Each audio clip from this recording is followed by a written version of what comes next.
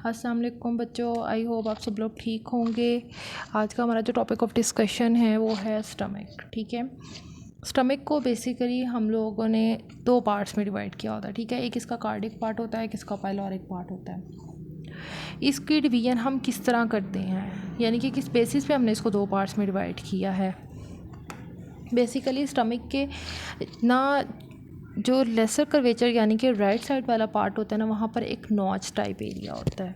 ठीक है, यानी कि एक नॉच बनी होती है इस तरह करके, और ये जो नॉच होती है ना, ठीक है, इस लाइन से लेके हम लोग ग्रेटर कर्वेचर तक एक लाइन खींचते हैं जिसको हम कहते हैं इंसाइजरा एंगुलरिस। ठीक है, इंसाइजरा एंगुलरिस कहते हैं या फिर इसको एंगुलर नॉच भी कहते हैं।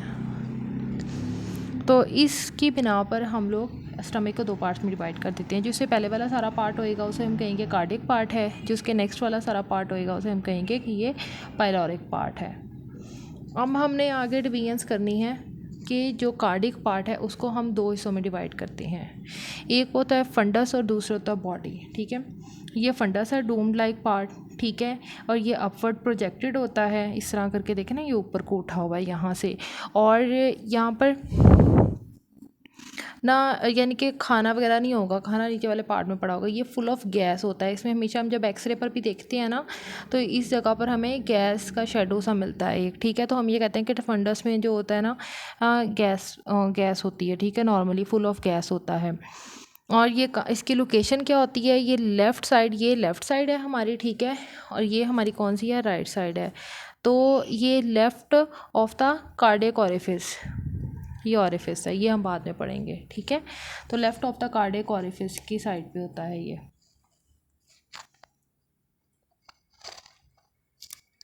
इसके बाद आ जाता है इसका सेकंड पार्ट कार्डियक का। ठीक है, और वो है बॉडी।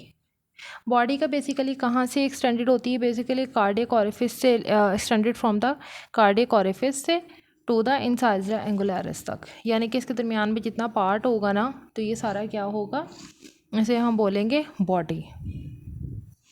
अब उसके बाद नेक्स्ट पार्ट आता है पाइलोरिक पार्ट। पाइलोरिक पार्ट को हम दो पार्ट्स में डिवाइड करते हैं, एक होता है पाइलोरिक एंट्रम और दूसरा होता है पाइलोरस। ठीक है, जो एंट्रम होता है ना, वो एंगुलरिस से लेकर पाइलोरिस तक जो होगा उसे एंट्रम बोलेंगे। ठीक है, और उसके बाद वाला जितना पार्ट होगा ना, ट्यूब्यूलर सा होता है, उस वहाँ पर थिक मसल लेयर होती है। ठीक है, उसे हम बोलेंगे पाइलोरिस। अब हम डायग्राम से इसी चीज़ को स्टडी करते हैं। ये देखें, अभी तक हमने जितना पढ़ा है ना, कि हमने इंसाइजरा एंगुलरिस के ज़रिए से दो पार्ट्स में स्टमक को डिवाइड कर लिया। पहले वाले सारे पार्ट को कार्डिक पार्ट बोला, दूसरे वाले सारे पार्ट को पाइलोरिक। फिर हमने आगे मज़ीद डिवीजन्स की कि हमने ऊपर वाला जो डूम शेप्ड एरिया था ना, ये वाला, इसको फंडस कहा, और इधर से लेके कार्डियक ओरिफिस से लेके इंसाइजरा एंगुलरिस तक जितना हिस्सा था, ये सारा बॉडी में हमने इंक्लूड किया। ठीक हो गया।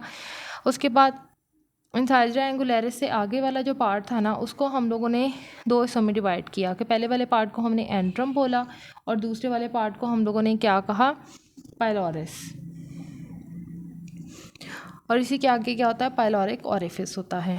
अब इसमें ना स्टमक में आपने 2 का रूल्स याद रखना है। ठीक है, यानी कि दो हिस्से होते हैं, कार्डिक पार्ट, ठीक है, और पाइलोरिक पार्ट। दो ही ओरिफिस होते हैं, एक होता है कार्डिक ओरिफिस और एक होता है पाइलोरिक ओरिफिस।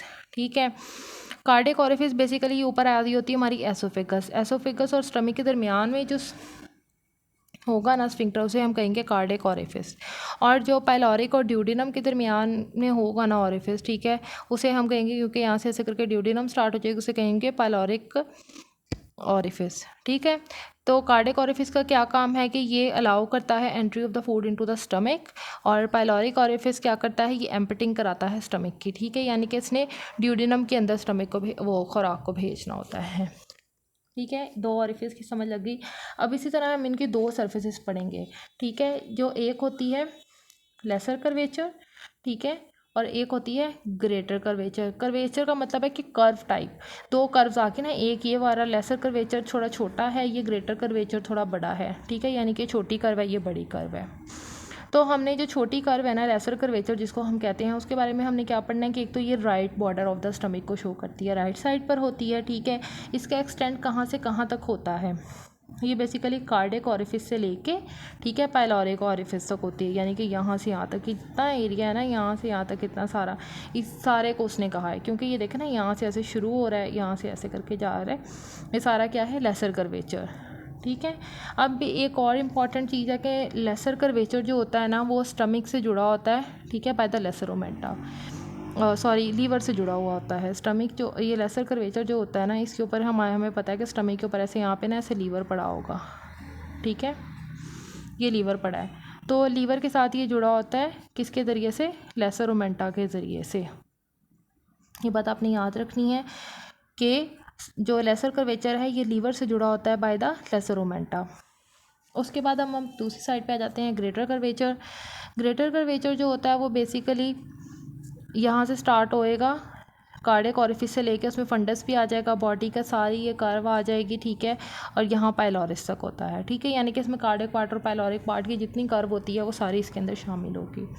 अब इसमें आपने दो इंपॉर्टेंट चीज़ें याद रखनी है ग्रेटर कर्वेचर वाली साइड पे। इसमें जो यहाँ पर पेरिटोनियम होती है ना वो दो पार्ट्स में बेसिकली डिवाइड होती है, ठीक है, दो फोल्ड्स बनाती है, एक तो स्टमक को स्प्लीन के साथ जोड़ेगी तो गैस्ट्रो स्प्लीनिक लिगामेंट बना देगी, ठीक है, ये बनाया हुआ है हमने, ठीक है। आपने रट्टा नहीं लगाना ना, लोकेशन से याद रखना है कि स्टमक को जोड़ी है स्प्लीन के साथ, ठीक है, तो गैस्ट्रो स्प्लीनिक लिगामेंट बना देगी। और नीचे वाला जो सारा पार्ट है ना, ठीक है, बॉडी वाला, इससे भी जो पेरिटोनियम की लेयर आती है ना वो इसको ट्रांसवर्स कोलॉन के साथ जोड़ देती है, ठीक है, तो इसे हम कहते हैं ग्रेटर ओमेंटा, ठीक हो गया। लेसर कर्वेचर वाली साइड पे क्या था, लेसर ओमेंटा यानी कि छोटा ओमेंटा था। ग्रेटर कर्वेचर वाली साइड पे क्या होगा, ग्रेटर ओमेंटा होगा, जो कि greater curvature of the stomach से लेके ट्रांसवर्स कोलॉन तक होगा, ठीक है। इसको आगे ऐसे इसने इनक्लोज कर लेना है, आगे पीछे से जाके इस तरह करके, ठीक हो गया। तो ये हमने पढ़ लिया कि ग्रेटर कर्वेचर में कौन से दो लिगामेंट्स इंपॉर्टेंट है कि गैस्ट्रोस्प्लीनिक ओमेंटा और ग्रेटर ओमेंटा, ठीक है, यानी कि ये ग्रेटर ओमेंटा हमने पढ़ा सारा। और लेसर कर्वेचर पे क्या था, लेसर ओमेंटा। ग्रेटर कर्वेचर पे क्या होगा, ग्रेटर ओमेंटा। ये इसकी सादी सी होगी सारी एनाटमी हमारे पास, यानी कि हमने सारी इसकी लोकेशंस वगैरह पढ़ ली। अब हम एक दफ़ा इसको एटलस से भी गो थ्रू कर लेते हैं, ठीक है। ये देखें, ये एटलस में एक अच्छी सी पिक्चर दी हुई है, तो इसमें यही बातें जो मैंने आपको सारी एक्सप्लेन की हैं। देखें, ये सारा है स्टमक है, ठीक है, ये फंडस है इसका सारा, ठीक हो गया। ये कार्डियक ऑरिफिस है। उसके बाद कार्डियक ऑरिफिस के बाद क्या आ गया, ये बॉडी ऑफ द स्टमक आ गई सारी, और ये पाइलोरिक पार्ट आ गया, पाइलोरिक एंट्रम, ठीक है, ये पाइलोरिक कैनाल आ गई सारी, ठीक है। और इस पाइलोरिक एंट्रम और पाइलोरिक कैनाल वाले सारे पार्ट को हम क्या कहते हैं, पाइलोरिक का पार्ट, ठीक है। और ये इंसाइजर एंगुलरिस है, यहाँ से लेसर कर्वेचर है, यहाँ कार्डियक ऑरिफिस से लेकर इधर तक, ठीक है। और ये वाला सारा जो नीचे वाला हिस्सा जितना है ये सारा ये ग्रेटर कर्वेचर को शो कर रहा है। एटलस आप लोगों ने लाजमी साथ रखना है, और लाजमी आपने यानी कि जो भी टॉपिक आपने पढ़ना है जो मैं आपको पढ़ा देती हूँ सिर्फ, तो जिसकी वीडियो थोड़ी सी वीडियो में मैं खुद पिक्चर बना के बता देती हूँ, वो आपने लाजमी एटलस से देखना है।